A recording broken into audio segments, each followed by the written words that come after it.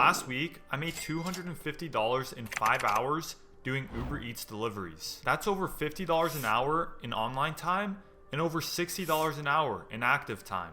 And in this video, I'm gonna break down exactly how I did it, so you're able to replicate my results.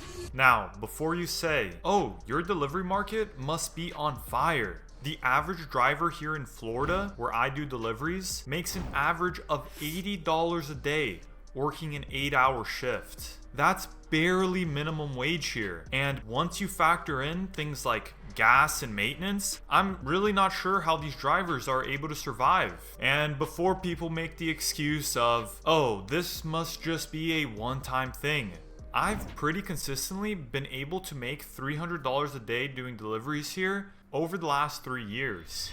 So, how am I able to make so much more than the average driver? Well, let's talk about it.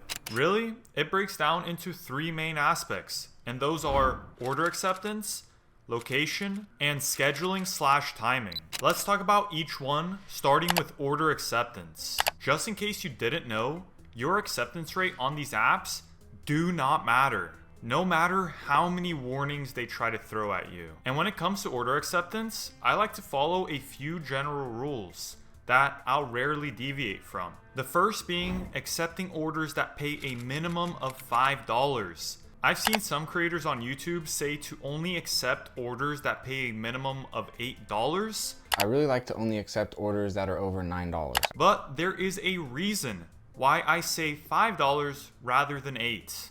Whether or not I accept an order comes down to one very simple thing, and that's how long that order is going to take me to complete. So, how exactly do I calculate how long an order is going to take with almost 100% accuracy?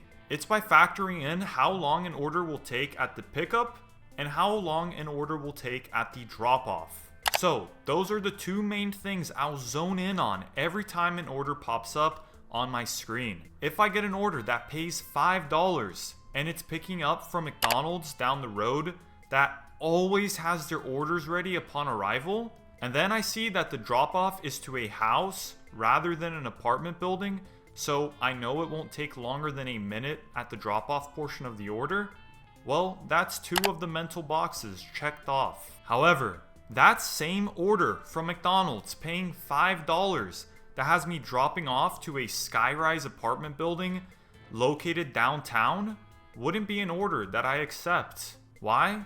Because I could end up spending upwards of 20 minutes not only finding parking, but waiting for the security at the building to call the customer and allow me to go up to their apartments. Now, another factor that goes into how long an order will take to complete is the amount of miles listed on the order screen. And this brings us to rule number 2.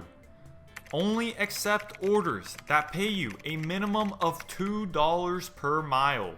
This is a pretty standard rule that I've seen online, and it's the rule that I'll pretty much always want to stick to. Getting paid anything less than $2 per mile can really screw you over, especially if it's a high mileage order. Since I know everything about my city, it's pretty easy for me to calculate how long an order will take me to complete. And that brings me to the second aspect of being a successful delivery driver, and that's location. If you don't know where to be, you won't receive any orders. You are way more likely to get an order request if you are right outside the restaurant rather than if you're 5 miles away from it. So, the only time you will really get sent an order from a restaurant that is far away is if there are no delivery drivers in that specific area. So, you'll want to place yourself somewhere that is restaurant dense, also known as a hotspot. Hotspots will often be marked within the Uber Eats map itself, but I've noticed that areas marked within the app aren't always the best place to be. So just experiment with these different hotspots and see which ones work. And keep note that some hotspots in your city will be more popular during specific times of the day, which brings us to scheduling/timing.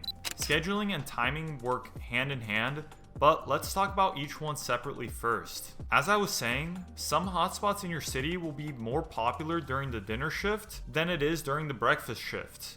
For me, downtown was far more popular for pickups during the dinner shifts than it was for the breakfast shift. And knowing this really helped me, as downtown Orlando is pretty much marked as a hotspot all day long. And if I were to simply follow where Uber Eats tells me is a hotspot, then I would miss out on so many orders. Once you know which hotspots are more popular at what times, you can start building your schedule around working the best times. Since I know exactly which hotspot is most popular during the dinner shift, I'll usually start my shift by driving to that specific hotspot and start the night off with a very good order. So your schedule is just as important as everything else discussed in this video, since if you go online at the wrong hours, it could very well be the reason as to why you don't get any order requests. So those are the 3 key aspects of earning more money while doing Uber Eats deliveries.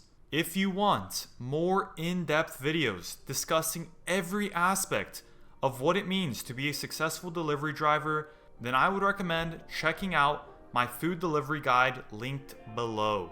I spent pretty much all my free time in 2023 creating a guide of over 30 delivery strategy videos covering everything that has allowed me to make upwards of $300 a day.